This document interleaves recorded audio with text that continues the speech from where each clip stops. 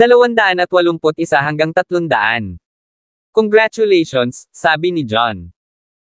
Ang pag-unlad ng paglilinang ni Mason ay nahinto sa loob ng 6 na taon at ang kanyang tunay na enerhiya ay naipon sa isang tiyak na antas. Ang tanging dahilan kung bakit hindi niya naabot ang mas mataas na antas ay dahil sa pagbara sa kanyang panloob na sirkulasyon. Sa tulong ni John, ang naipon na totoong enerhiya ay sumabog na dinala ang antas ng paglilinang ni Mason sa intermediate innate state. Salamat sa iyong tulong, Mr. Walker. Napaluhod muli si Mason ng may paggalang. Naisip niya na papayuhan siya ni John sa loob ng isang panahon at hindi inaasahan na maabot ang anumang bagay kaysa sa initial innate state. Sa kanyang pagkataranta, tumagal lamang si John ng ilang minuto upang tulungan si Mason sa pag-akyat ng 2 antas. Ang gayong talento ay hindi narinig at hindi lamang nagpapasalamat si Mason, lalong lumaki ang kanyang paghanga kay John. Wala lang. Huwag kang pawisan, wika ni John na bahagyang nakaramdam ng pait. Nalampasan niya mismo ang initial innate state at hindi niya inaasahan na babangon si Mason sa intermediate state sa isang kisap mata. Ang magkaroon ng isang taong mas mahina kaysa sa kanya na nahihigitin siya sa kanyang tulong ay napuno si John ng kakaiba, mapait na pakiramdam. Mr. Walker, habang buhay na akong nasa utang mo. Magtatrabaho ako para sa iyo kung gusto mo ako. Hayaan mo akong suklian ang pabor. Ano man ang iyong mga utos, dadalhin ko ito ng walang pag-aalinlangan. Taos-pusong sabi ni Mason. Tumulong si John sa paglilinang ni Mason, na karaniwang ginagawa ng isang guro sa kanyang mga alagad. Gayunpaman, dahil nag-aatubili si John na kunin si Mason bilang kanyang alagad, mas gusto ni Mason na maging kanyang subordinate sa halip. Ayos lang. Magkaibigan na lang tayo. Hindi naman talaga ganoon kalaki ang pabor. Naramdaman ni John ang sinseridad sa tono ni Mason at hinangaan niya si Mason sa pagiging mapagpasalamat at matuwid na tao. Mr. Walker, alam ko na ako ay masyadong pangkaraniwan upang magtrabaho para sa iyo, ngunit mayroon akong mga koneksyon at kung kailangan mo ng isang bagay sa hinaharap, maaari akong magpatakbo ng mga utos para sa iyo upang maiwasan ang ilang mga problema, sabi ni Mason. Oo naman. Naalala ni John ang pagliligtas kay Cynthia ilang araw na ang nakalipas. Kahit na wala siyang ideya kung sino ang mga taong humahabol kay Cynthia, nang makita kung paano niya sinira ang kanilang plano, makatuwiran lamang na isipin na maghihiganti sila. Ang isang subordinate sa intermediate innate state tulad ni Mason ay magpapatunay na magiging kapaki-pakinabang sa isang lugar sa ibaba. Daan. Malaki. Tuwang-tuwa si Mason. Ipinalagay niya na si John ay isang tao sa kaharian ng isang Supreme Master at kung isa sa alang-alang kung gaano kabata si John, maliwanag ang kanyang kinabukasan at ang sinuman ay mapalad na may ugnay ang kanilang mga sarili sa gayong may kakayahan. Binata. Mason, iwan mo sa akin ang iyong kontak. Gawin mo lahat ng gusto mo simula ngayon. Tatawagan kita kung may kailangan ako sa iyo, sabi ni John. Oo naman. Iniwan ng dalawa ang isa't isa kasama ang kanilang mga kontak at masayang lumingon si Mason para umalis. Samantala, sa study room ng Sullivan Mansion. Nakatayo sina Brody at Marilyn sa harap ng isang lalaki sa edad na 50. Ang lalaking naglabas ng makapangyarihang aura ay ang ama ni Brody at ang chairman ng Sullivan Enterprises, si Samuel Sullivan. Brody, anong nangyari? Bakit isinara ang mga tindahan ng kosmetiko sa ilalim natin? Bilang taong namamahala sa mga tindahan ng chain, kailangan mo akong bigyan ng paliwanag. 282. Ipinatong ni Samuel ang kanyang mga palad sa desk na may madilim na ekspresyon. Dad, niloko ako ng isang brat na nagngangalang John Walker. Nagulat siya sa weak group at naging sanhi ng pagkawala nito sa aming kumpanya, ipinaliwanag ni Brody ang sitwasyon. Alam niyang isa lamang walang magawang ulila si John at hindi niya inakala na magkakaroon siya ng impluwensya para utusan si Jensen, kaya naisip na lamang ni Brody na ang ginawa niyang pagtataas ng mga presyo ng mga produkto ay ikinagalit ng weak group at ginagawa lamang ni Jensen ang ipinag-uutos ng tungkulin. Sino si John Walker? Walang beef ang Sullivan Enterprises sa kanya, kaya bakit niya kami isusumbong? Tanong ni Samuel. Siya ang dating asawa ni Marilyn at may sama ng loob siya sa akin. Maingat na sabi ni Brody. Ang dating asawa ni Marilyn. Hindi nakapagtataka. Sinabi ko sa iyo ng paulit-ulit na magpakasal sa isang banal at inosenteng babae. Hindi ka nakikinig at hinanap ang iyong sarili na isang babaeng may asawa. Sinusubukan mo bang bigyan ako ng atake sa puso? Ungol ni Samuel habang nakatitig kay Marilyn sa panghahamak at pandidiri. Ang pamilya Manson ay halos hindi katugma para sa pamilyang Sullivan sa mga tuntunin ng katayuan sa pananalapi. Bukod pa riyan, si Marilyn ay kasal na noon at hindi karapat-dapat nakapareha para kay Brody. Kung hindi siya buntis sa anak ni Brody, hindi papayag si Samuel sa kanilang kasal. Namutla si Marilyn habang nakagat sa ibabang labi na walang salita. Naisip niya na ang pagpapakasal sa pamilyang Sullivan ay nangangahulugan na masisiyahan siya sa mas magandang buhay. Bagamat tila perpekto ang lahat sa kanyang imahinasyon, tinamaan siya ng katotohanan sa huli. Dahil halos hindi magkapareho ang antas ng kapangyarihan at katayuan ng dalawang pamilya, minamaliit siya sa pamilyang Sullivan na walang karapatang magsalita, halos katulad ng pagtrato kay John noong nanatili si John sa pamilya Manson. Dahan-daang naunawaan ni Marilyn kung ano ang naramdaman ni John noong panahong iyon at iniisip kung ito ba ang paraan ng mga Diyos para parusahan siya. Dad, ano ang dapat nating gawin ngayon? Milyon-milyon ang gastos ni John sa aming kumpanya. Pabayaan na ba natin ito? Tanong ni Brody. Naiinis siya kay John at desperado siyang makawala kay John. Gayunpaman, natakot siya kay John para sa kanyang lakas at hindi na nagkaroon ng lakas ng loob na tawirin si John pagkatapos mabaigo sa bawat oras. Siyempre hindi. Mata sa mata. Babayaran ko siya para sa gastos natin ng milyon-milyon. Sabi ni Samuel.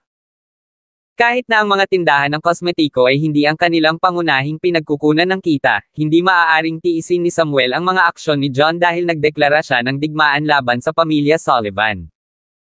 Sa sandaling lumabas ang balita tungkol sa nangyari, ang mga Sullivans ay magiging katatawanan ng lahat ng Palanan City.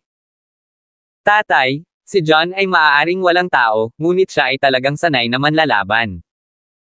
Kinuha ko si Mason ng malaking bayad para harapin si John, pero kahit si Mason ay natalo. Kung gusto nating maghiganti, kailangan nating planuhin ito ng mabuti, nag-aalalang sabi ni Brody.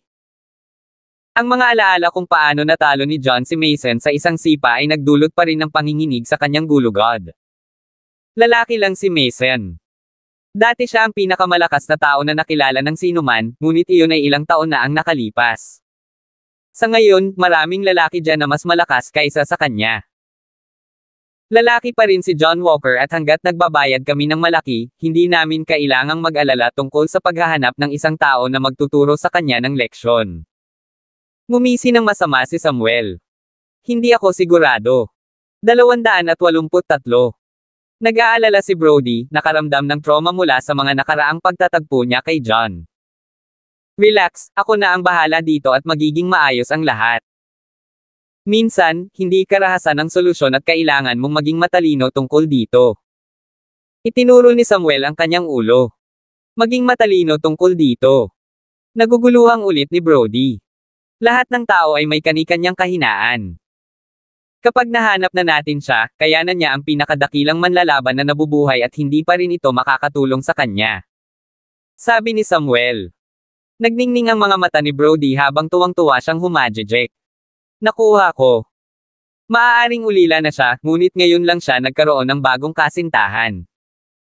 Kailangan lang nating puntiryahin ang kanyang kasintahan at tiyak na ang kanyang kamatayan. Ate, boy.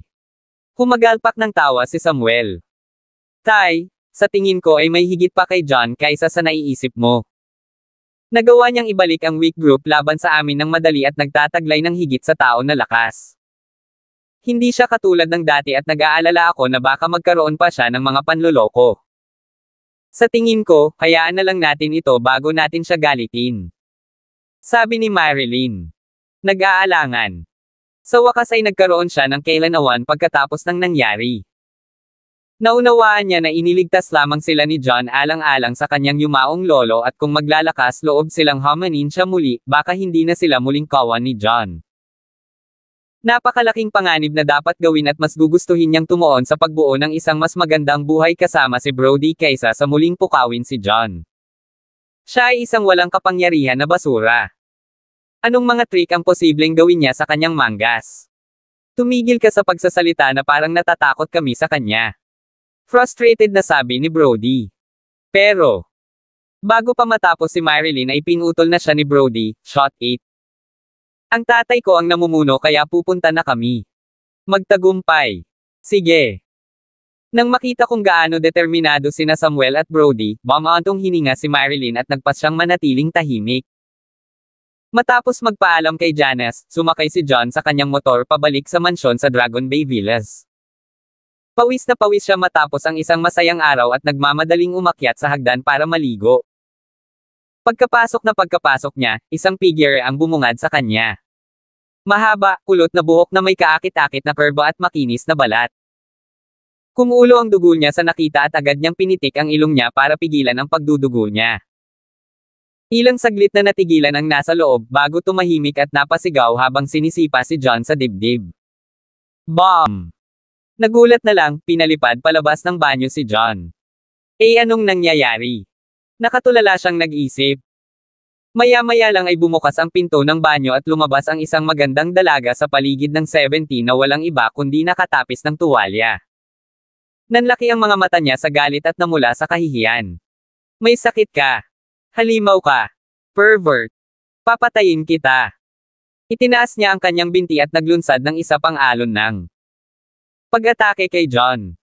Gulat na gumapang si John palayo. 284. Sino ka? Si John ay tumakbo sa paligid ng silid sa pinaka-discomfited na paraan na posible. Ako. Iyong pinakamasama. Bangungot. Napangiwi ang dalaga sa galit. Napagtanto na hindi niya maabutin si John, kinuha niya ang anumang malapit sa kanya at inihagis ito sa kanya. Ang silid ay naging isang gulo sa isang kisap mata. Hindi nagtagal ay nakuha ng mga ingay ang atensyon ni Stacy, na nasa itaas. Malamang na lumabas siya sa shower at bumaba na nakasuot ng masikip na silk gown na may basang buhok na parang sirena na kakadating lang sa dalampasigan. Luisa, John, anong ginagawa ninyong dalawa? Laking gulat niya nang makita ang silid sa estado nito. Pinsan Stacy. Ibinagsak ng dalaga ang sarili sa mga bisig ni Stacy. Si pinsan. Stacy, pinsan mo ito. Nagulat at napahanga si John at the same time. Hindi nakapagtataka na kasing ganda ng isang diwata ang dalaga. Tila, ang kagandahan ay tumakbo sa pamilya ni Stacy. Oo. Hayaan mong ipakilala kita. Pinsan ko ito, si Luisa Green. Luisa, ito si John. Pakilala ni Stacy sa dalawa na may maamong ngiti. John. Siya na lang dapat ang tawagin na Lord. Pinandilatan ni Luisa si John. Bastos. Natarante si Stacy. Anong nangyayari, Luisa? Anong nangyari? Siya, binubuli niya ako, naiiyak na bulong ni Luisa. Binubuli ka niya. Seryoso. Magpapasalamat ako sa mga Diyos kung hindi ka nang aapi ng iba. Sino sa lupa ang maglalakas loob na ay bully ka? Lumipat ang mga mata ni Stacy sa pagitan ng 2 taong nasa harap niya, bago bumaling upang tingnan ang gulo sa lupa. Ang lolo at tiyahin ni Stacy ay ang kanyang pinakamalapit na pamilya kaya kilala niya ang kanyang pinsan, si Luisa, tulad ng likod ng kanyang kamay. Si Luisa ay ang maliit na demonyo ng pamilya na may hindi mabilang na mga paraan ng kalokohan sa iba, at walang sinuman ang nangahas na tumawid sa kanya. Sa kabilang banda, naging gentleman si John sa ngayon at hindi niya kayang mangbuli ng walang dahilan, kaya kahit sandali ay hindi naniwala si Stacy na ibubuli niya si Luisa. Si Luisa ay hindi nakapagsalita. Bilang isang ginang, hindi niya napigil ang ilarawan ang nangyari, lalo na't hindi sinasadya ni John na makita siyang hubot-hubad, kaya ipapahiya na lamang niya ang sarili sa pag-uusap tungkol dito. Sige. Kung sino man ang nangbuli kung sino. Dito na magtatapos. Sabi ni Stacy, bago napansin ang mahaba at patas na mga binti ni Luisa na nakalabas sa ilalim ng tuwalya. Napakunot noo siya at sinabing, babae ka, kaya hindi ka dapat tumakbo ng walang iba kundi nakatapis lang ng tuwalya. Bilasan mo sa kwarto mo at magpalat ka. Alright. Nilunok ni Luisa ang kanyang pride at pinandilatan si John, bago galit na bumalik sa kanyang silid. Alam na siya ang may kasalanan, sinimulan ni John na linisin ang kalat sa lupa pagkaalis niya. Stacy, bakit nandito ang pinsan mo? Tanong niya. Oh! Pumasok siya sa Palanan University at magsisimula ang paaralan bukas. Ipinadala siya ng aking tiyahin dito upang manatili sa panahon. Kabanata 284. Her time in college and asked for my help to take care of her, paliwanag ni Stacy. Maya-maya lang ay bumalik si Luisa na bihis na bihis. Stacy, sino ang lalaking ito? Bakit siya nasa bahay mo? Tinapunan niya ng frustrated na tingin si John, hinamak siya sa una nilang pagkikita. 285. Sekretarya ko siya at dito siya nakatira sa ngayon, paliwanag ni Stacy. Dito siya nakatira. Boyfriend mo ba siya? Opisyal na ba kayong dalawa na magkasama? Nagulat si Luisa at pinagmasdan si John pataas at pababa, wala siyang makitang espesyal tungkol sa kanya na maaaring makapagpahanga sa isang kagandahan. Parang Stacy. Anong pinagsasasabi mo? Magkaibigan lang kami. Tumahimik ka. Namula si Stacy. Talaga. Hindi ako naniniwala sa isang salita niyan. Naghihina lang sabi ni Luisa. Isang beses niligtas ni John ang buhay ko at dahil wala siyang matutuluyan, sinabi ko sa kanya na maaari siyang manatili dito sa ngayon, sabi ni Stacy. Nakita ko. Bastos, bakit hindi ka pa umaalis hanggang ngayon? Sinusundan mo ba ang pinsan ko? Matiim na tinitigan ni Luisa si John. Nadurog ang puso ni John, ngunit hindi niya aminin na gusto niya si Stacy, kaya ngumii siya at sinabing, Lod ang pangalan ko, hindi Lod. Kahit ano. Lod pa rin ang tawag ko sa'yo. Isang maalay na lalaki na humahabol sa aking pinsan. Ngumuso si Luisa. Alam niya na ang kanyang pinsan ay napakaganda at kahit sinong lalaki ay mahuhulog sa kanya, kaya hindi magiging exception si John maliban kung hindi siya lalaki. Nahiya, namula si Stacy at sinabing, sige. Itigil mo yan. Seryoso ako. Huwag kang mag-alala, narito ako ngayon. Kung may subok ang lalaking ito, bubugbugin ko siya. Sabi ni Luisa habang winawagayway ang kamao sa ere. Hindi ko na kaya. Babalik na ako sa itaas para magpahinga. Sabi ni Stacy, bago umalis.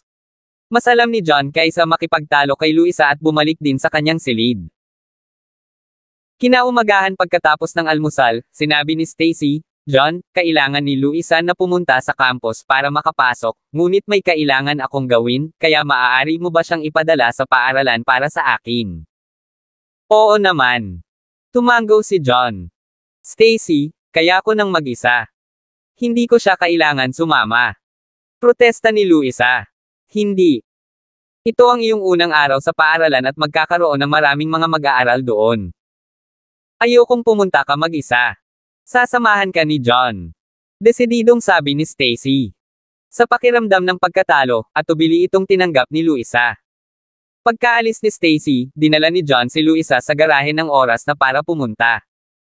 Umalis ka na, Luisa. Ipapadala kita sa school sakay ng motor. Sumakay na siya sa motor niya. Nakilala agad ni Luisa ang motor na sinasakyan niya. Birthday gift iyon ng kanyang ina kay Stacy at hindi siya makapaniwala na ibibigay ito ni Stacy kay John. Lalaki ka. Hindi ka ba nahihiya na nakasakay ka sa isang motor na ginawa para sa mga babae, sa halip na magmaneho ng kotse? Ano, ginagawa mo ba itong dahilan para mapalapit sa akin? Pinagkrus niya ang kanyang mga braso sa harap ng kanyang dibdib at pinagmasdan si John na maingat na para bang tumitingin siya sa isang baluktot. Lalaki. Makitid ang backseat ng motor at kung uupo siya ay kailangan niyang idiin ang katawan niya kay John at ang iniisip lang ay naiinis siya. Pero wala akong lisensya, ungol ni John. 286. Nakaramdam siya ng awkward. Akala ko wala kang silbi, pero mas masahol ka pa sa inaakala ko. Inilibot ni Luisa ang kanyang mga mata. Buti na lang at kakakuha ko lang ng lisensya noong summer vacation, hindi katulad mo. Buong pagmamalaki niyang itinaas baba niya ang pinto ng kotse sa tabi niya at pumasok sa loob. Namula si John, bahagyang naalis sa pamamagitan ng kakaibang ugali ni Luisa. Gayunpaman, dahil ipinagkatiwala ni Stacy ang kanyang pinsan sa kanya, kailangan niyang sumunod at atubili na pumasok sa kotse. Sa Palanan University, maagang dumating sina John at Luisa, ngunit tumagal pa rin ng ilang oras para makumplito nila ang lahat ng kinakailangang pamamaraan para sa pagpasok. Nakatagpo ni Luisa ang dalawa sa kanyang mga keskwela sa high school na nakapasok din sa Palanan University. Parehong kabataang babae ang kanyang mga keskwela. Ang isa sa kanila ay tinawag na Annie Holt, isang babaeng may mas mataas na katamtamang hitsura, ngunit matangkad, slim ang pangangatawan na pinupuri ng mga nakaistilong pananamit, kaya maaaring isipin na siya ay nagmula sa medyo mayamang pamilya. Ang isa naman ay nagngangalang Lacey Paul ay napakaganda, ngunit tila nagmula sa isang pamilyang hindi sapat. Itinali niya ang kanyang buhok sa isang nakapusod at kahit na ang kanyang damit ay mukhang medyo pagod dahil sa paglalaba, siya ay mukhang inosente at nakakapreskong pangkalahatan. Ang tatlo ay nasa parehong high school at nakaramdam ng labis na kagalakan sa pagharap sa isa't isa, kaya agad silang napunta sa mainit na talakayan. Luisa, sino ito? Sumulyap si Annie kay John na nagtataka. Oh, ito ay Lud. Isang utusan sa aking pinsan. Tinapunan ni Luisa si John ang tingin ng paghamak. Malapit nang atakihin sa puso si John dahil sa pagkakalarawan nito sa kanya. Bagamat tila lohikal para kay Luisa na ituring na isang utusan ang sekretarya ni Stacy, nakaramdam pa rin siya ng bahagyang pagkairita dito. Sino ang tatawag sa kanilang sarili na Lud? Nakakailang pangalan yan. Parehong natigilan sina Lacey at Annie at maniniwala sa sinabi ni Luisa. Ang pangalan ko ay John, hindi Lud. Nagbibiro siya. Ngumiti ng mapait si John at nagpaliwanag. Nagkakilala ang dalawa at nagsimulang humajijek. Hello, John. My name is Annie, Luisa's high schoolmate, confident na pakilala ni Annie sa sarili. My name is Lacey. Mahinang ungol ni Lacey na may pamumula sa mukha. Gabi na ngayon. Hindi pa ba kayo kumakain pagkatapos ng pagtakbo buong umaga, tama ba? Halika, bibilhan kita girls. Tanghalian, nakangiting sabi ni John. Kahit na hindi niya gusto si Luisa, pinsan pa rin siya ni Stacy at kailangan niyang alagaan si Luisa sa abot ng kanyang makakaya sa halip na magtanim ng sama ng loob sa kanya. Kalimutan ang tanghalian. Ayoko nito. Pinanlakihan siya ng mata ni Luisa. Bahagyang natigilan, nagtanong siya, ano ang gusto mo, kung gayon? May oras tayo at wala nang ibang gagawin mamaya, mag-bar tayo. Hindi pa ako nakakapunta sa bar kaya gusto kong samantalahin ang pagkakataong ito para tingnan ito. Isang bar. Hindi pwede. Doon ang mga matatanda ay naghahanap ng libangan. Mag-aaral kayong tatlo at hindi kayo makakapunta sa ganoong lugar. Agad naman siyang tumutol. Hindi rin siya nakapunta sa isang bar dati, ngunit batay sa mga palabas sa telebisyon at mga nobela, ang mga bar at club ay puno ng iba't ibang uri ng tao at hindi niya maaaring payagan si Luisa na pumunta sa isa. 287. Bumpkin ka. Nasa edad na tayong lahat, kaya bakit hindi tayo pumunta? Buong pagmamalaking itinuwid ni Lolsa ang kanyang likod. Noong bata pa siya, binabantayan siya ng kanyang mga magulang at hindi siya makakapunta sa isang bar, ngunit kamakailan lamang ay napalaya siya mula sa kanilang mga pagpigil at katatapos lang magdiwang ng kanyang 18 kaarawan. Para sa isang mapaglarong tulad ni Luisa, determinado siyang pumunta sa isang bar dahil sa curiosity. Oo, technically adults na kami ngayon. Nangangati rin si Annie na pumunta. Parehong nagmula sina Annie at Luisa sa mayayamang pamilya at mas malamang na humanap ng kaguluhan. Huwag na lang. Delikado ang mga lugar na iyon. Huwag na tayo. Bulong ni Lacey. Ano ang dapat ikatakot? Ito ay isang sibilisadong lipunan. Ang isang bar ay isang katulad na bagay sa isang karaoke club. Lacey, huwag kang mag-alala. Ito ang treat ko. Magsaya tayo. Sabi ni Luisa, bago niya hinawakan sa braso ang mga kaibigan at inakay sila palabas ng campus. Hindi. Hindi ka pwedeng pumunta sa bar. Tumayo si John para hamarang sa kanilang daraanan. Lumayo ka na. Lumayo ka sa daraanan ko. Pwede tayong pumunta kahit saan natin gusto. Kung ayaw mong sumama, sumakay ka ng taxi at mag-isa kang umuwi. Sinaman siya ng tingin ni Luisa.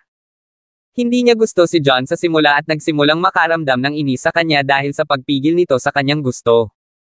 Pero, natahimik si John at dahil hindi siya kasama ni Luisa, wala siyang karapatan na makialam sa mga pagpipilian nito. I guess sasama ako, then. Nakompromiso siya. Kasama niya, hindi sila dapat nasa anumang panganib. Ang Blue Moon Bar ay isang marangyang bar at kahit na hindi gabi, marami pa rin ang mga customer sa loob dahil ito ay matatagpuan sa isang abalang lugar malapit sa Palanan University. Pagpasok pa lang ni John at ng iba pa ay sinalubong agad sila ng nakakabinging musikang tumutugtog sa nakakaengganyong sound system. May mga light projection at isang bonggang bar na mukhang nasa isang music festival. Ang bar ay hindi kapani-paniwalang maluwang na may higit sa 2,000 talampakang kwadrado.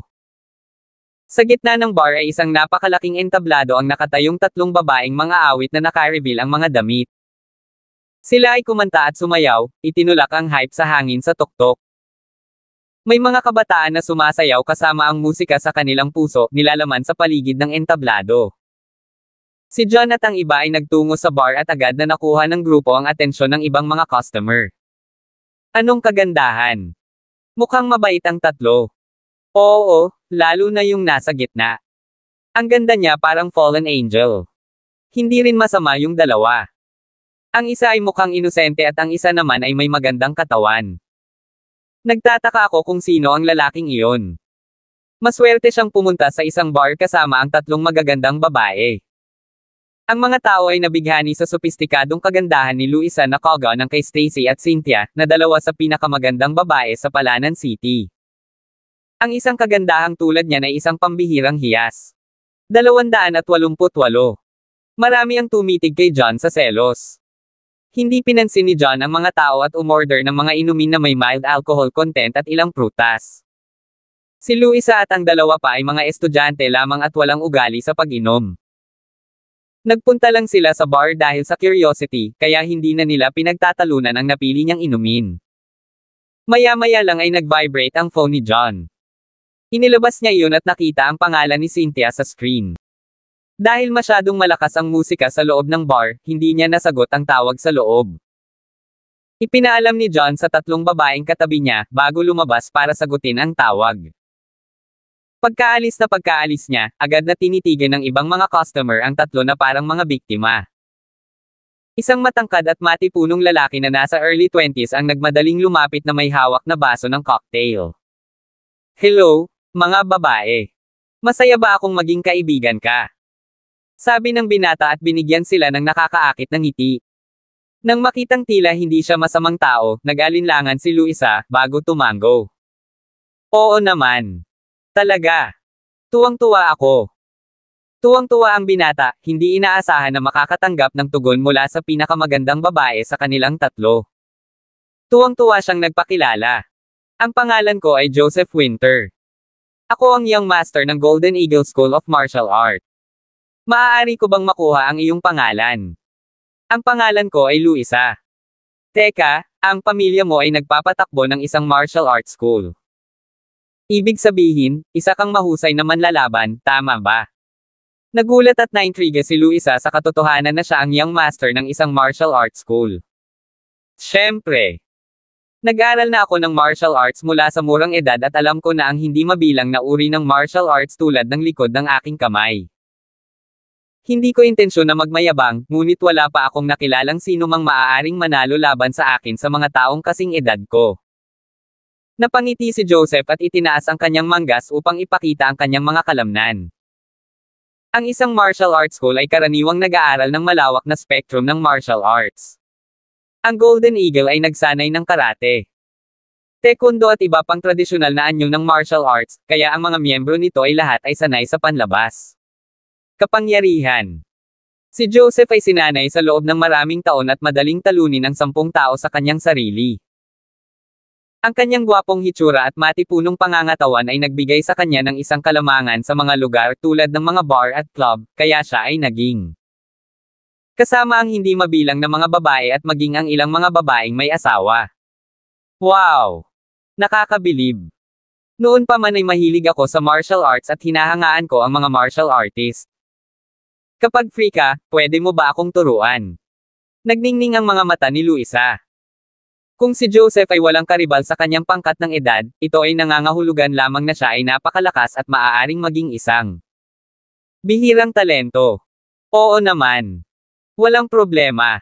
Bigyan mo lang ako ng number mo at mabibigyan kita ng private lessons. Si Joseph ay nasa buwan, hindi inaasahan na si Luisa ay madaling pumasok sa kanyang bitag. Sa sandaling nagkaroon siya ng pagkakataong makasama itong mag-isa, tiwala siyang mahuhulog ang ulo nito sa kanya. Sa lahat ng babae na meron siya. Nakasama, lahat sila ay mga ordinaryong dilag, at hindi niya nakilala ang tunay na kagandahan hanggang sa nakita niya si Luisa. Kung may pagkakataon siyang alipinin siya, handa siyang gawin ang lahat. Ang aking numero ay. Bago niya maibigay ang kanyang numero, bumalik si John mula sa tawag. Nang makita niya ang isang kakaibang lalaki na nakikipag-usap kay Luisa, nagulat si John at agad na tumayo sa pagitan nila, habang nakatitig kay Joseph. Sino ka? Umalis ka. 289. Bastos, ano sa tingin mo ang ginagawa mo? Si Joseph ang bago kong kaibigan at martial arts ang pinag-uusapan. Umalis ka sa daan. Napaungol si Luisa sa inis at tinulak si John, ngunit hindi niya nagawang itulak siya sa isang tabi. Hindi pwede. Luisa, isang tingin at kahit sino ay masasabing masama siyang tao. Huwag magpaloko. Sabi ni John. Sino ang tinatawag mong masamang tao? Galit na galit si Joseph, ngunit nasabi niya na si John ay kakilala ni Luisa, kaya kinaalma niya ang sarili at nagtanong, Luisa, sino ito? Sino siya para sa'yo? Nako, katulong lang siya sa pinsan ko. Not worthy of our time, ngumuso si Luisa sa pang-aalipusta. Isang utusan lang ha. Ngumisi si Joseph at ikinaway ang kamao. Brat, binabalaan kita. Umalis ka na baka bugbugin kita. As if kaya mo. Ngumisi si John. Bilang isang taong lumalagpas sa initial innate state, wala siyang takot sa mga katulad ni Joseph. How dare you? Galit na galit, itinaas ni Joseph ang kanyang braso, sabik na turuan si John ng leksyon habang ipinakita ang kanyang lakas sa harap ni Luisa. Nakangiting umupo si Luisa. Noon pa man ay nag-e-enjoy siya sa kaguluhan at dahil hindi niya gusto si John, desperado na rin siya na bugbugin ni Joseph si John. Maya-maya lang, dumating sa bar ang isang grupo ng mga kabataang lalaki sa Mohawk. Ricky, tingnan mo. Mukhang mainit ang sisiw na iyon. Nakita ng isa sa mga lalaki si Luisa. Lumingon ang lalaking tinawag na Ricky at agad na natigilan. Agad siyang lumapit at sinipat si Luisa pataas at pababa. Hi, babe. Hayaan mong bilhan kita ng inumin at kilalanin natin ang isa't isa. Oo. Kayong dalawa din. Let's be friends. Tinutukan ng ibang lalaki sina Annie at Lacey. Halatang halata na sila ay mga tog at parehong napaatras si Annie at Lacey sa takot. Scram! Napaungol si Luisa sa malamig na ekspresyon. Handa siyang makipag-usap kay Joseph dahil lang sa young master ito ng isang martial arts school, ngunit ang mga premyong nauna sa kanya ay malinaw na walang ibig sabihin, kaya hindi siya nag-abala sa pagiging mabait. Wench, dapat ipagmalaki mo na gusto kang kaibiganin ni Ricky. Alamin ang iyong lugar. Sa galit, ang mga tulisan ay umungal ng marahas sa pagtatangkang takutin ang tatlo. Nagdilim ang ekspresyon ni John sa mga sinabi nila at akmang sasabak na sa aksyon, nang bugbugin siya ni Joseph. Dito. Sino ka sa tingin mo? How dare you talk to Luisa that way? May death wish ka ba? Nagmamalaki si Joseph. Ang lahat ng mga dalagang nagdurusa ay nagmamahal sa isang bayani at dahil ang tatlong babae ay nasa panganib, si Joseph ay hindi papakawalan. Nang pagkakataong iligtas sila. Bukod kay Luisa, maganda rin si Lacey at ang ganda ng figure ni Annie. Kung mahusay siyang gumanap sa harap ng tatlong magagandang dalaga, maaaring makuha niya ang lahat ng kanilang mga puso at gawin silang lahat sa kanya. 209 na po ang pag-iisip pa lang ay naging emosyonal na siya. Nang makitang pilit na sinisikap ni Joseph na manguna, nagpa siya si John na huwag gumawa ng anuman. Inilagay niya si Luisa at ang iba pang mga babae sa likod niya, at atras para hindi sila masaktan. Saan ka ba nanggaling? Gusto mo na bang mamatay? Galit na galit si Ricky habang sinulyapan ang mga nasasakupan. Agad nilang pinalibutan si Joseph. Hindi nagaksaya ng oras si Joseph, nagkusa ng sinipa niya si Ricky sa dibdib. Pinalipad si Ricky sa bar counter sa likod niya. Ang mga bote ng alak ay nahulog sa lupa. How dare you hit Ricky? Mga kapatid, pagsamahin natin ang lalaking ito. Galit na sigaw ng isa sa mga nasasakupan, na sinisingil ng iba kay Ricky ng mabangis. Gumapang si Ricky mula sa lupa sa isang kalunos-lunos na paraan, hindi ka pani-paniwalang galit na galit habang kinuha niya ang isang basag na bote mula sa tabi niya at muling sumama sa labanan. Bang bang bang! Si Ricky ay isang mahusay na panlabas na martial artist, kaya walang paraan ang mga random na taunt na iyon ay magiging isang tugma para sa kanya. Para siyang tigre sa gitna ng mga tupa habang sinusuntok at sinisipa ang mga ito, tila walang kapantay. Saglit lang, nasa lupa na ang mga tauhan ni Ricky. Sa sandaling iyon, naakit na ng kaguluhan ang iba pang mga bisita sa paligid. Marami sa kanila ang nakatayo sa paligid upang tingnan kung ano ang nangyayari. Wow! Ang lakas niya!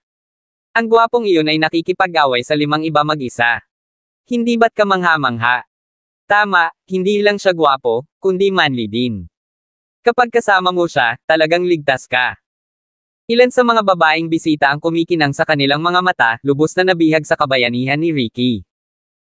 Maging ang grupo ni Luisa ay nakatingin kay Ricky ay napaka-favorable na ekspresyon. Ramdam ang hitsura ng paghanga mula sa lahat, tiniyak ni Ricky na maglagay ng isang palabas. Itinaas niya ang kanyang ulo at itinaas ang kanyang dibdib, mukhang kahanga-hanga sa abot ng kanyang makakaya. Mabilis siyang natuon ng atensyon ng lahat. Sino ang gumagawa ng eksena sa Blue Moon Bar? How dare you?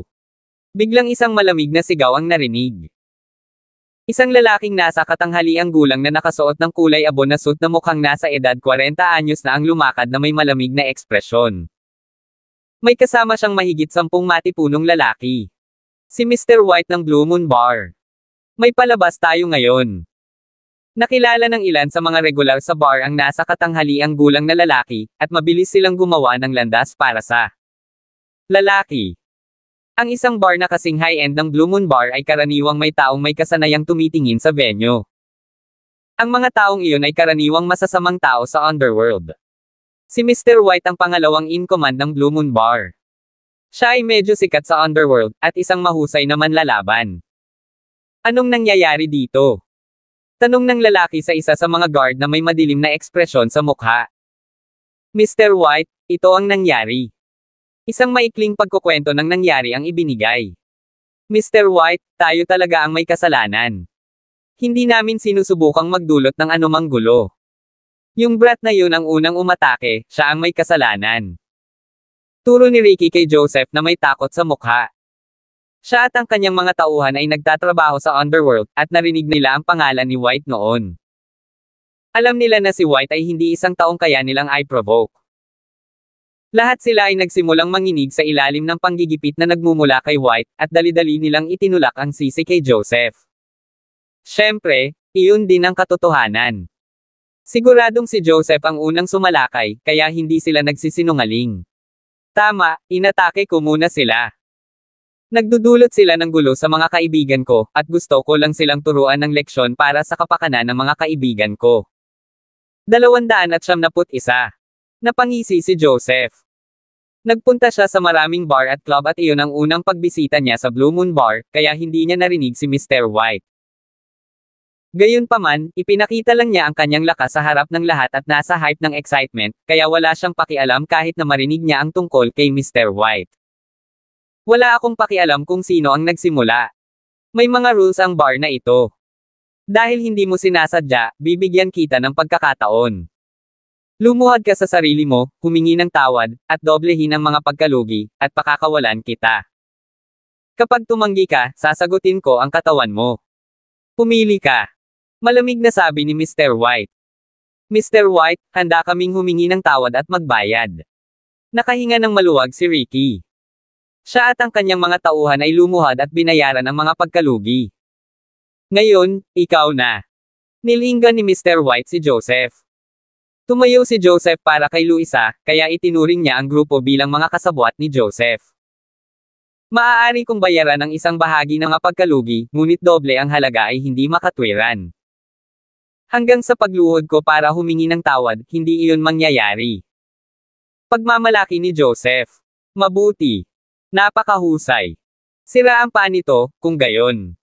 Mabangis na ungol ni Mr. White. Bakit kailangan nating sumunod? Huwag mo lang isipin na magagawa mo ang lahat ng gusto mo dahil lang mayroon kang numero. Maaaring ang iba ay natatakot sa iyo, ngunit ako ay hindi. Ngumuso si Joseph. Madali niyang talunin hanggang sa mga tao. Kaya wala siyang pakialam kahit isang dosenang manlalaban ang kanyang kaharap. Joseph, tama na. Sila ay hindi makatwiran. Isa kang sanay na manlalaban. Turuan mo lang sila ng lesson N. Hindi na kailangang katakutin sila. Tumawag si Luisa na parang excited sa lahat ng drama. Dahil nasa sabik si Joseph sa papuri na natanggap niya mula kay Luisa, mas nakaramdam ng tiwala si Joseph. Mamatay.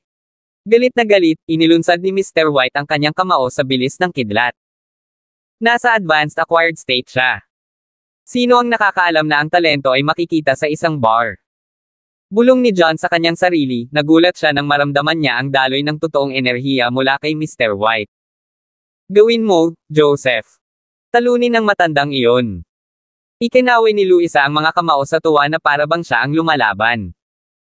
Tiwala, nailagan ni Joseph ang pag-atake at sinipa ang leeg ni Mr. White. Alamin ang iyong lugar. Bumantong hininga si Mr. White bago pinalipad si Joseph gamit ang reverse kick. Bomb! Kasunod ng malakas na ingay, noontog si Joseph sa bar sa likod nila at agad na umagos ang dugo mula sa mga sugat niya. Ano, napanganga si Luisa. Ang iba pang mga customer, kabilang si Joseph mismo, ay lahat ay nagulat.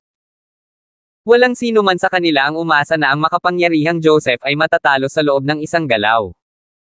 Ito ay malayo sa kanilang pangunawa. Shitty. Dito ko naisip na ganoon kalakas ang batang iyon, kaya tiningnan lang niya ang bahagi. Oo. Hindi man lang siya makatanggap ng isang hampas kay Mr. White. Ano ang nagbigay sa kanya ng lakas ng loob na hamanin si Mr. 272? Dahil sa pagkadismaya sa pagganap ni Joseph, ang mga tao ay sumabog sa isang mainit na talakayan. Akala ko skilled fighter siya. Paano siya matatalo pagkatapos ng isang galaw lang? Natigilan si Luisa. Naisip niya na si Joseph ay isang bihirang talento, na pagtanto lamang niya na siya ay nagyayabang sa lahat ng panahon. Damn it! Siya ay isang sinungaling. Muntik na akong mahulog dito. Galit na ungol niya, ang paghanga niya kay Joseph ay nawala ng walang bakas. Nang maisip niya kung paano siya naloko, nakaramdam siya ng pagkadismaya na gusto niyang sipin si Joseph sa mukha. Sabi ko wag kang magpapaloko, ayaw mo lang makinig. Siya ay sinanay lamang sa panlabas na kapangyarihan, kaya hindi siya katugma sa isang dalubhasa sa panloob na kapangyarihan. Paano siya naging martial artist? Ngumuso si John. Ng mga lalaki. Magsalita ka na parang mas magaling ka. Kung ikaw iyon, dinurog ka ng matandang iyon na parang langaw. Napatingin si Luisa kay John ng masama. Sa isip niya, ikinategorya niya sina Joseph at John sa iisang grupo. Nawala si Joseph sa mga mapanuksong komento na itinuro sa kanya, labis na nagnanais na maitago niya ang kanyang mukha. Pagkatapos ng maikling labanan kanina, napagtanto niya na si Mr. White ay isang aktwal na martial artist, na higit pa makapangyarihan kaysa sa kanya. Kung siya ay patuloy na lalaban, siya ay magdaranas ng mas malala na pinsala. Pumunta ka. Baliin ang kanyang binti at itapon siya rito. Malamig na utos ni Mr. White. Dalawa sa mga tauhan ni Mr. White ang humawak ng bakal at walang awa na humarap kay Joseph. Hindi. Sa takot, binitawan ni Joseph ang kanyang pagmamataas at nagmakaawa, Mr. White. Nagkamali ako. Handa akong humingi ng paumanhin at magbayad ng 2 beses para sa mga pagkalugi ng bar na ito. Dapat ay ginawa mo na ito ng tama sa simula pa sa halip na magdusa sa ganitong paraan. Ngumuso si Mr. White bago iwinagayway ang kanyang kamay bilang senyales na umalis na ang kanyang mga tauhan. Hindi na naglakas loob na mag-antala pa, napaluhod si Joseph. Og! Hindi lang siya sinungaling, duwag din siya. Nakakahiya. Napatingin si Luisa kay Joseph. Paghamak. Si Joseph ay mayabang sa simula, ngunit natakot kaagad sa harap ng isang mas makapangyarihan. Wala siyang kinaiinisan kundi isang duwag. Kayong 4 din. Ibinoling ni Mr. White ang atensyon kay John, Luisa, at sa 2 pa. Wala itong kinalaman sa amin. Annie, Lacey, alis na tayo. Hindi natakot, hinawakan ni Luisa ang mga kamay ng kanyang mga kaibigan tumalikod para umalis. Tungkol naman kay John, wala siyang pakialam kung siya ay mabugbog hanggang mamatay. Gusto mong umalis. Hindi yun madali. Ngumisi si Mr. White at muling nagwagayway ng kamay. Dumagsa ang isang dosenang mandirigma at pinalibutan ang grupo. Si Annie at Lacey ay hindi pa nasa ganoong sitwasyon. Kanina at takot na takot. Nagdilim ang ekspresyon ni John at pinagtanggol ang tatlo pa. Mr. White, tama ba? Biktima lang tayo at hindi tayo ang gumawa ng gulo. Hindi mo ba naisip na sobra-sobra para sa iyo na sisihin ito sa amin nang hindi tinitingnan ito? Paano kung sobra na? Hindi ka pwedeng pumalakpak sa isang kamay lang. Biktima man o hindi, ikaw ay nakatali sa mga patakaran ng bar na ito gayunpaman. 273. Lumuhod ka, o mabali ang isa mong paa. Pumili ka. Malamig na babala ni Mr. White. Galit na galit, sumagot si John, at kung tumanggi ako. Bastos, ikaw, nabigla si Luisa. Hindi niya inaasahan na tatayo si John sa harap ng isang tulad ni Mr. White sa kabila ng nakikita niyang pagkatalo ni Joseph at sa halip ay humanga siya. Mabuti. Napakahusay. Tumawa si Mr. White, Brat, seeing how courageous you are, I'll give you another chance. Ang mga magagandang babaeng ito ay bata pa, kaya nakakahiya na mabali ang kanilang mga paa. Paano ito? Kumuha ng isa para sa koponan. Babuliin ko ang dalawa mong paa at tatawagin natin itong isang araw. Oo naman. Mas malugod kang gagawin kung kaya mo. Mahinahong sabi ni John. Bastos, nakigulo ka ba? Natigilan si Luisa, hindi makapaniwala sa narinig. Dahil sa nangyari sa banyo noong nakaraang gabi, sobrang bastos niya kay John. Hindi nagtanim ng sama ng loob si John sa kanya, kundi inaako rin niya ang lahat ng responsibilidad sa ganitong delikadong sitwasyon. Sa kabila ng unang impresyon niya kay John, naantig siya. Hindi ako nakikialam. Huwag kang mag-alala. Walang magagawa sa akin ang mga hamak na ito. Inaliw siya ni John. Nabulabog ang kaguluhan sa kanyang sinabi. Tinawag ng brat na iyon si Mr. White na isang hamak. May death wish ba siya o ano? Oo. Pati yung isa na nagyayabang all along natalo. Ano ang nagbibigay ng kumpiyansa sa isang ito? Buntong hininga. Napakaraming idiot sa paligid ngayon. Pinag-aralan ng karamihan si John na para bang siya ay isang hanggal na hindi maiiwasang magdusa ng parehong kapalaran tulad ni Joseph. Natural, iba si Joseph. Hindi niya alam kung gaano kalakas si Mr. White at pinahiya niya ang kanyang sarili sa huli. Sa kabilang banda, nasaksihan na ni John ang lakas ni Mr. White at naging tanga siya para hamanin siya. Brat, siguradong matapang ka. Kung gusto mong mamatay ng matindi, hahayaan kita. Go! Baliin ang kanyang mga paa at itapon sa labas. Galit na umuungal si Mr. White. Agad na kumilos ang dalawang mandirigma na malapit sa John. Bomb! Bomb! Gumalaw si John sa hindi kapani-pani walang bilis at sinipa ang dalawa sa lupa. Samantala, dumagsa ang iba pang mga manlalaban at sa halip na utras, si John ay sumugod sa karamihan, naglulunsad ng suntok ng suntok. Di nagtagal, 12 ng mga mandirigma ang lahat ay tumatangis sa lupa. Nalaglag ang lahat ng mga panga dahil walang inaasahan na ganoon kalakas si John sa kabila ng kanyang slim figure. Gayunpaman, hindi pa rin nila akalain na mananalo si John laban kay Mr. White matapos masaksihan ang nangyari kay Joseph. Kung si Joseph ay matalo sa loob ng isang galaw, si John ay magduruso lang. Mariing ipinikit ni Mr. White ang kanyang mga mata. Hindi nakakagulat na maglakas loob kang kumilos, brat. Kaya ikaw ay sanay sa panlabas na kapangyarihan. Ito ay isang kahihiyan, bagaman. Gaano ka man sinanay sa panlabas na kapangyarihan, hindi ka katugma sa akin. Ngumisi siya bago tumakbo patungo kay John gamit ang isang kamay na parang kuko ng agila, na itinuro ito sa dibdib ni John. 274.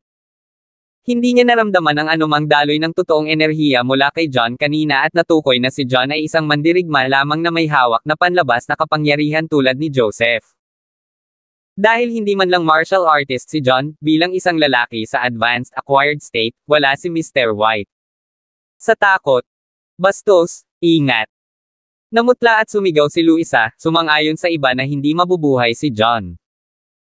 Ang pag-atake ni Mr. White dahil hindi makatotohanan ang pag-aakalang kaya niya.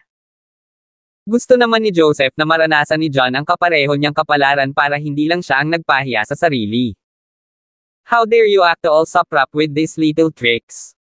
Ngumisi si John at tumayo, halos mukhang takot na makagalaw. Tulad ng pagtitiyak ng iba sa kanyang pagkatalo, hinarang ni John ang pag-atake ni Mr. White gamit ang isang kamay, habang nakakuyom ang kanyang kamao sa kabilang kamay at hinampas si Mr. White sa dibdib. Paf! Si Mr. White ay nagdere ng dugo at lumipad na parang sirang saranggola, na buong lakas na humahampa sa entablado sa likuran niya. Ano? Nagulat ang lahat, pati sina Luisa at Joseph. Walang inaasahan na matatapos ang laban kay Mr. White. Pagkatalo sa halip na kay John. Silang lahat ay saksi sa kapangyarihan ni Mr. White, na madaling natalo si Joseph, na nangangahulugan na siya ay higit na kakilakilabot kumpara kay Joseph. Ngunit ang isang makapangyarihang tao sa kanyang antas ay natalo ni John. Napunta lamang ito upang patunayan kung gaano kakilakilabot at kapanghamak ang kapangyarihan ni John. Bastos, ikaw, ang galing mo. Kahanga-hanga iyon. Napayakap si Luisa kay John sa tuwa, tumatalon sa tuwa. Palagi niyang pinangarap na maging isang pangunahing tauhang babae at mahilig sa anumang bagay na may kaugnayan sa martial arts. Napuno ng pagkabigla at paghanga ang puso niya nang masaksihan ang napakalakas na lakas ni John. Anong lalaki? Napaisip si Joseph sa sarili. Napagtanto niya na mali ang paghusga niya kay John, dahil mas makapangyarihan si John kaysa sa kanya. Hindi niya maiwasang matuwa na hindi siya nagkaroon ng pagkakataong makalaban si John kanina sa kanilang hidwaan, kung hindi ay nabugbog si John nang hindi man lang ginalaw ang isang daliri. Paano? Paano ito posible? Pinunasan ni Mr. White ang dugo sa kanyang labi at pilit na tumayo.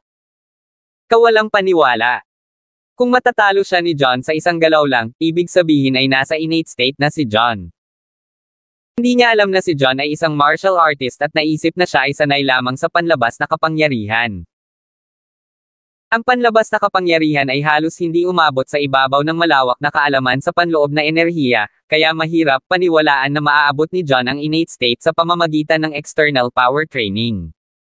Walang imposible. Pwede na ba tayo? Sabi ni John. Huwag mong hayaang lumampas ito sa iyong ulo, brat. May sasabihin ako sa iyo. Ang amo nitong Blue Moon Bar ay Master Shelton, kilala bilang ang pababang tigre ng apat na tigre. Naabot na niya ang intermediate innate estado. Hinding-hindi kanya bibitawan sa paggawa ng gulo dito. Mabangis na sabi ni Mr. White. Natuwa ang mga manunood sa kanyang sinabi. 275. Ang apat na tigre ay kilala bilang mga boss ng lungsod na ito sa loob ng maraming taon. Walang sino man ang kayang tumawid sa kanila. Ang brat na ito ay nakuha ang kanyang sarili sa problema sa Descending Tiger. Kahit kaya niyang lumaban, hindi siya makakaligtas sa isang ito. Kapag ang pababang tigre ay nakarating dito, siya ay papatayin. Napabuntong hininga ang karamihan at napalingon kay John na may simpatiya. Pinag-aralan ni Mr. White si John na may malamig at mapang-asar na ngiti. Mula sa kung ano ang naramdaman niya, nakarating lang si John sa innate state at matatalo ni Master Shelton si John ng madali dahil sa kanyang antas ng intermediate innate state. Ang intermediate innate state. Ungol ni John, bahagyang napapikit. Kahit na nalampasan niya ang initial innate state, malayo pa rin siya sa pag-abot sa intermediate innate state at kung haharapin ang isang tao sa ganoong antas, wala siyang pagkakataong manalo. Luisa, alis na tayo. Mabilis na hinawakan ni John ang kamay ni Luisa, desperado siyang umalis bago ang pababang tigre. Dumating. Nagdulot ka ng kaguluhan sa teritoryo ko at umaasang aalis ka lang. Hindi yun madali. Nakarinig sila ng buntong hininga at pumasok ang isang makapangyarihang lalaki, kasunod ang isang grupo ng mga mandirigma na nakasuot ng itim. Ito ang pababang tigre. Huminga ang mga tao at nagbukas ng landas, natakot sa kanyang makapangyarihang presensya. Master Shelton, salamat sa Diyos at nandito ka. Ang batang ito ay nagdudulot ng gulo dito. Masyado akong incompetent para talunin siya. Mangyaring turuan siya ng isang leksyon at gumawa ng isang halimbawa mula sa kanya.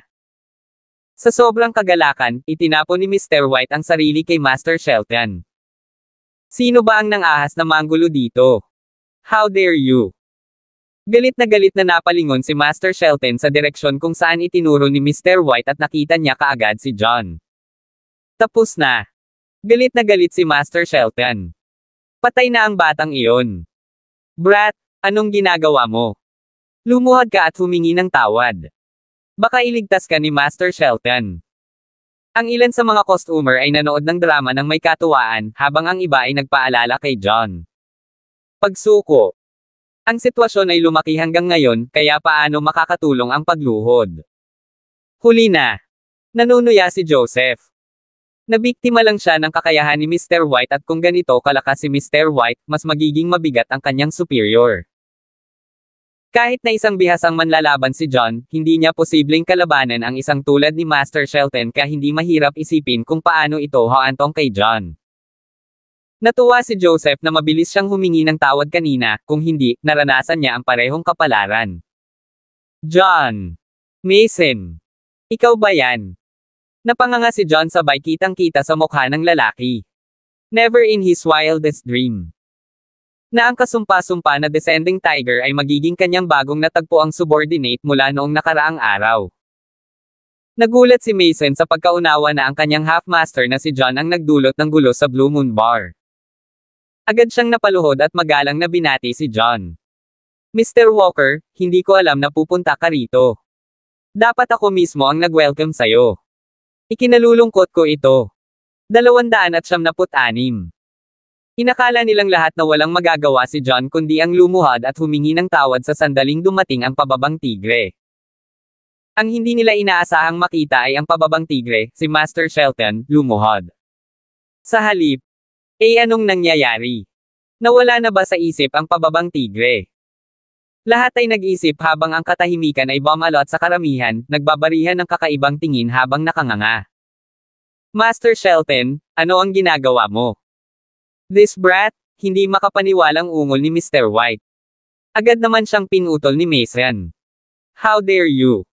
Bumangon siya at sinampal sa mukha si Mr. White. Kilala mo ba kung sino ito? Siya si Mr. Walker. How dare you call him a brat? Lumuhad at humingi ng tawad.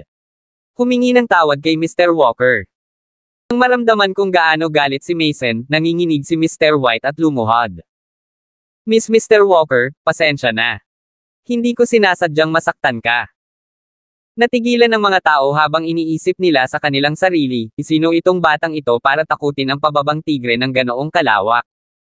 Hindi ka panipaniwala. Natural, kinilig din si Luisa sa kaibuturan.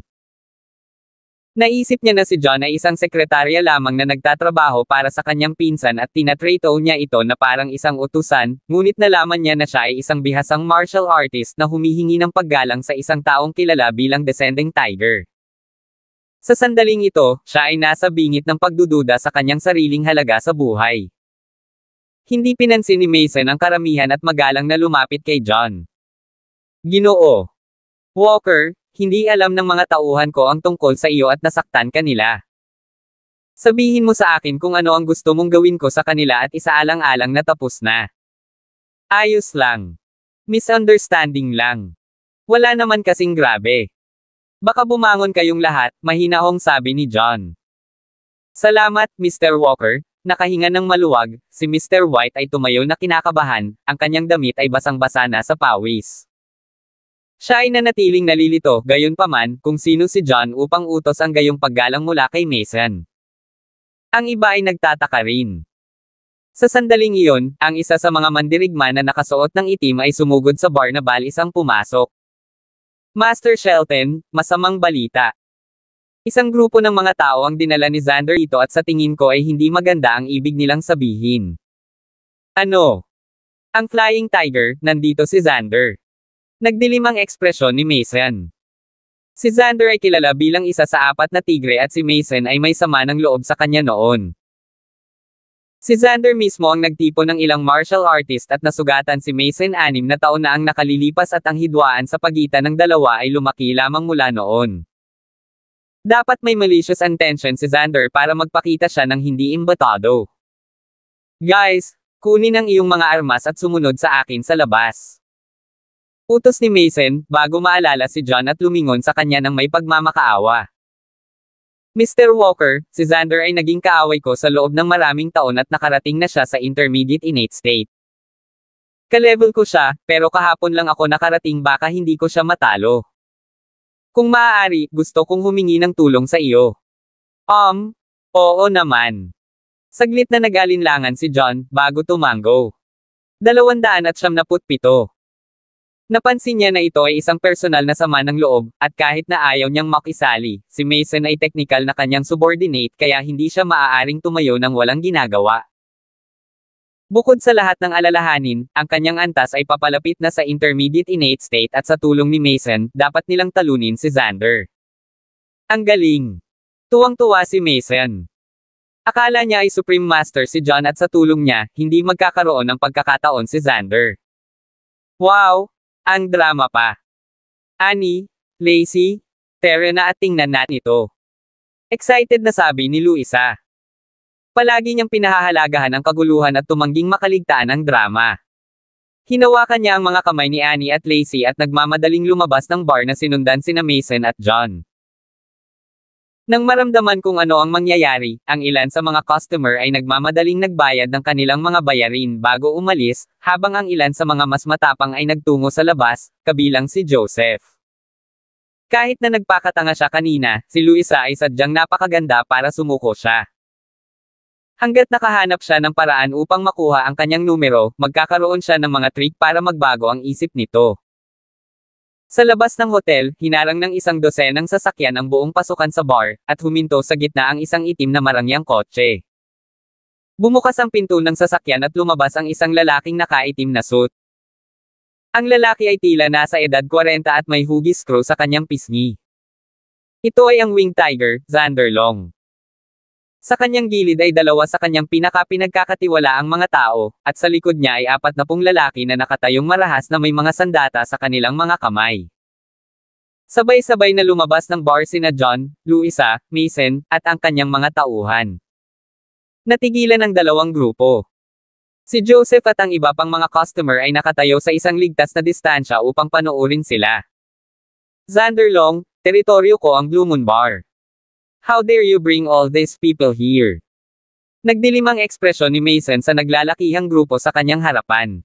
Mason, mag-cut na tayo. Hinayaan ko lang kayong mamuhay ng malayo bilang paggalang sa Haring Timog. Ngayon, wala ka ng gamit sa kanya at oras na para ayusin natin ang score sa pagitan natin. Mayabang nangumuso si Xander habang nakasandal ang dalawang kamay sa likod. Mayroong dalawang hari sa mundo ng mga gangsters na namuno sa underground na kapangyarihan ng Palanan City. Hinawakan ng dalawang hari ang dalawang hati ng lungsod na may ilog na naghihiwalay sa lungsod mula sa direksyong hilaga-timog bilang paghahati sa pagitan ng kanilang mga teritoryo. Ang mga hari ay kilala bilang Hari sa Timog at Haring Hilaga, na parehong may hawak na pantay na kapangyarihan ng mga tulad ng weak group, at bahagyang hindi gaanong maimpluwensyahan kumpara sa 4 major families. Ang 4 na tigre at Felix, Leopard, Monite ay kumilos bilang mga baron sa ilalim ng mga hari at ang 4 na tigre ang may pinakamaraming kapangyarihan sa iba.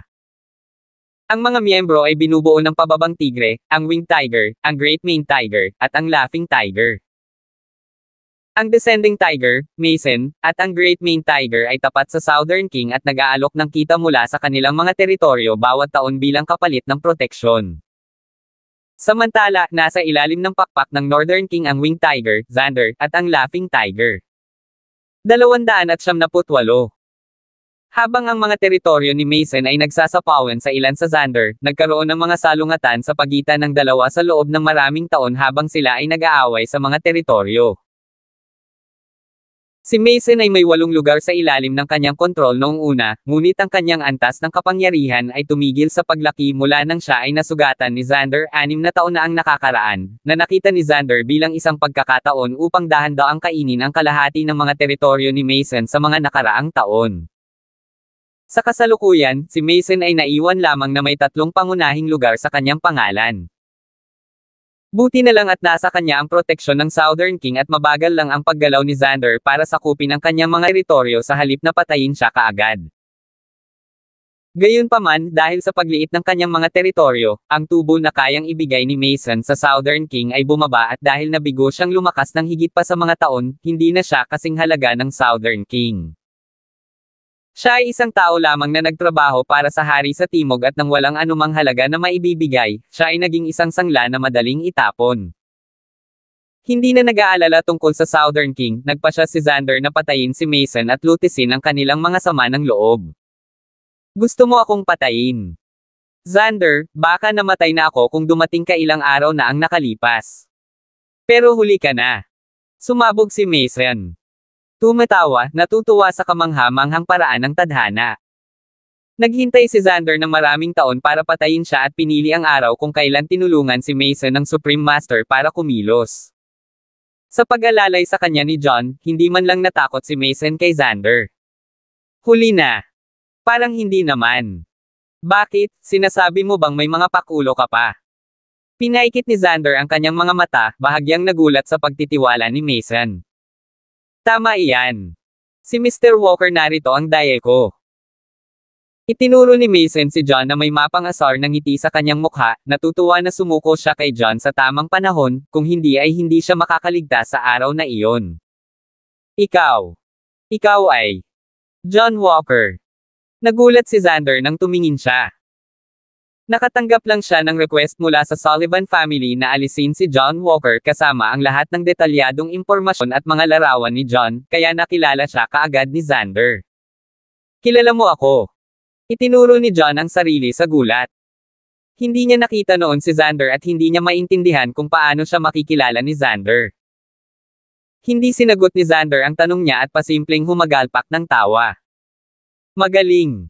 Hindi ko na kailangan pang hanapin ka. Mason, ikaw at ang iyong kaibigan ay mapapahamak ngayon.